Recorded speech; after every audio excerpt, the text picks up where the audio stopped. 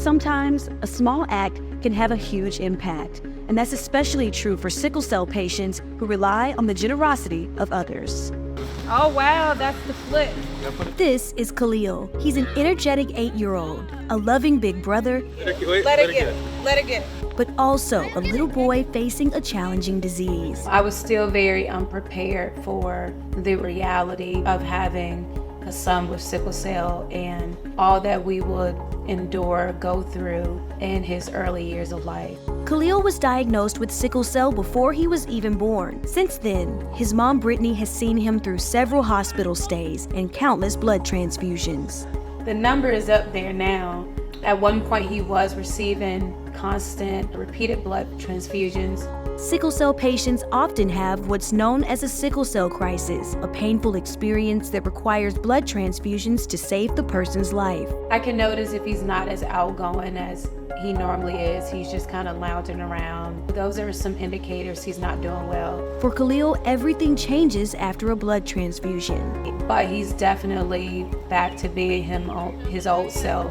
And so it's extremely helpful that he is receiving the blood from donors. Sickle cell can take a lot from patients, causing them to miss out on important life moments. But thanks to blood donors,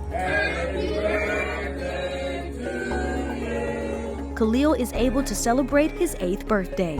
It means we have another year with him. And for me, that's exciting because he doesn't have to miss special events like this, his birthday and other holidays that he did used to miss in his younger years. When we first met Khalil, he was a 1-year-old with a lot of health problems.